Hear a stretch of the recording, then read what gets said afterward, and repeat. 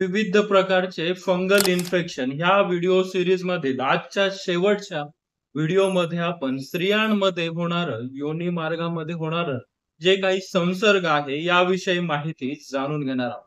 म्हणजेच vaginal fungal infection याविषयी माहिती जाणून घेणार आहोत. याला ईस्ट इन्फेक्शन असं देखील म्हटलं जातं. तर हे इन्फेक्शन जे आहे ते कॅन्डिडा नावाची बुरशी आहे. त्या कॅन्डिडा नावाच्या बुरशीमुळे होत असतं. तर याविषयीच सविस्तर माहिती योनीमध्ये स्त्रियांच्या योनीमध्ये होणारं फंगल इन्फेक्शन याविषयी सविस्तर माहिती आजच्या व्हिडिओमध्ये आपण जाणून घेणार आहोत. नमस्कार, मी डॉक्टर अभिजित किशोर पवार, साई श्रद्धा हॉस्पिटल, लासूर स्टेशन. तर आता आपण बघूयात की याची कारण नेमकी काय आहे. तर पहिलं कारण योनी मार्गामध्ये बॅक्टेरिया आणि सिस्ट यांचं जे काही संतुलन असतं ते संतुलन बिघडल्यामुळे हे इन्फेक्शन होत असतं. विविध प्रकारचे अँटीबायोटिक्स, गर्भनिरोधक गोळ्या त्या जास्त प्रमाणात खाण्यात येत असेल तर त्यामुळे हे फंगल इन्फेक्शन होऊ शकतं. काही स्त्रियांमध्ये डायबिटीज आहे तर डायबिटीजमुळे सुद्धा हे होऊ शकतं. कमी रोग प्रतिकारशक्ती आहे, लो इम्युनिटी आहे, तर त्यामध्ये सुद्धा हे फंगल इन्फेक्शन होत असतं. स्त्रिया जास्त ओले किंवा जास्त घट्ट कपडे वापरत असतील तर त्यामुळे सुद्धा हे इन्फेक्शन होऊ शकतं. योनी मार्ग जो आहे तो योनी मार्ग व्यवस्थित स्वच्छ ठेवत नसतील स्त्रिया तर त्यामुळे सुद्धा हे इन्फेक्शन होऊ शकतं. गर्भावस्था असेल म्हणजेच प्रेग्नन्सी असेल तर त्या प्रेग्नन्सी काळामध्ये सुद्धा हे इन्फेक्शन होत असतं. तर आता आपण बघूया त्याची लक्षणं नेमकी काय आहेत. तर पहिलं लक्षण हे योनी मार्गामध्ये खूप जास्त प्रमाणामध्ये खाज येणे. योनी मार्गामधनं पांढरा, जाडसर आणि चिकट स्त्राव येणं. लघवी करताना आग होणं. ज्या ठिकाणी लघवीची जागा आहे त्या ठिकाणी आग होत असते. सेक्स करत असताना त्रास होणे, वेदना होणे. योनीच्या भोवतीची जी काही त्वचा आहे तिथे सूज येणं, रेडनेस म्हणजेच लाली असणं. त्यानंतर योनी मार्गामध्ये पुरळ येणं. ही लक्षणं ह्या फंगल इन्फेक्शन जे काही व्हाजायनल फंगल इन्फेक्शन आहे यामध्ये दिसत असतात. तर हे होऊ नये प्रिव्हेंटिव्ह मेजर्स आपण कोणते बाळगले पाहिजे? तर जास्त घट्ट कपडे असतील किंवा ओले कपडे असतील ते घालणं आपण टाळलं पाहिजे. योनी मार्गाची स्वच्छता व्यवस्थित ठेवली पाहिजे. व्यसनं असतील, स्मोकिंग असेल, अल्कोहोल असेल. आपल्या ग्रामीण भागातील स्त्रियांमध्ये हे व्यसनं नसतात, पण शहरी भागातील स्त्रियांमध्ये व्यसनं असू शकतात. तर व्यसनांपासून दूर राहणं गरजेचं आहे.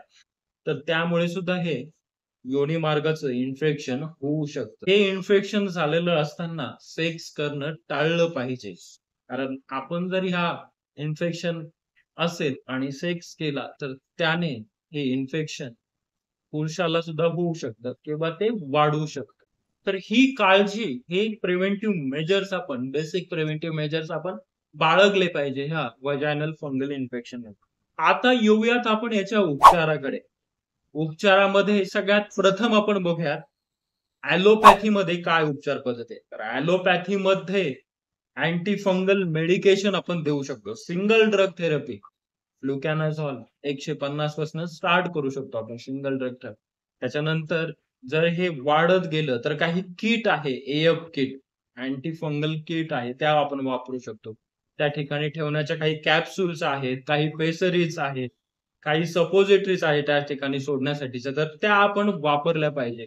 काही क्रीम्स, काही लोशन्स आहेत ते आपण वापरले पाहिजे. Single drug therapy, multiple drug therapy त्याच्या काही किट्सही मिळत असतात. तर ते आपण आपल्या ॲलोपॅथिक त्वचा विकार तज्ञाकडनं सल्ला घेऊन वापरल्या पाहिजे. तर हे आपण बेसिक उपचार ॲलोपॅथीमध्ये करत असतो. आता होमिओपॅथिक उपचारामध्ये जर बघितलं आपण, तर कल्केरिया कार्ब आहे. त्यानंतर नायट्रम मूर आहे, सेपिया आहे, बोरॅक्स आहे, काली बायक्रोमियम आहे, पल्सटिला यासारखे औषधं आहेत. पण हे होमिओपॅथिक औषध घेताना सुद्धा आपण होमिओपॅथिक तज्ञाचा सल्ला घेऊनच ही औषधं घेतली पाहिजे. कारण वेगवेगळ्या पर्सनॅलिटीनुसार वेगवेगळी औषधं होमिओपॅथीमध्ये दिली जातात. ही मी जे काही औषधं सांगितली ती प्रामुख्याने उपयोगी केली जातात. पण हे उपयोग करत असताना आपण आपल्या डॉक्टरांचा सल्ला घेऊनच आपण वापरले पाहिजे.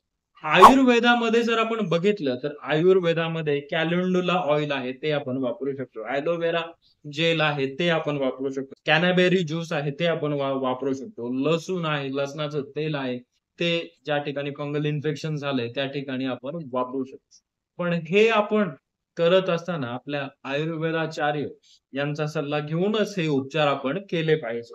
तर हा तर हे होते ह्या व्हजायनल फंगल इन्फेक्शन विषयी सविस्तर माहिती. मागील पूर्ण व्हिडिओ सीरीजमध्ये आपण 5 व्हिडिओ बघितले. त्या 5ही व्हिडिओची लिंक मी खाली डिस्क्रिप्शनमध्ये देत आहे. तो व्हिडिओ सुद्धा बघा आणि हा व्हिडिओ सुद्धा बघा आणि हे व्हिडिओ जास्तीत जास्त शेअर करा. आपल्याला जर हा व्हिडिओ आवडल्यास या व्हिडिओला लाईक करा.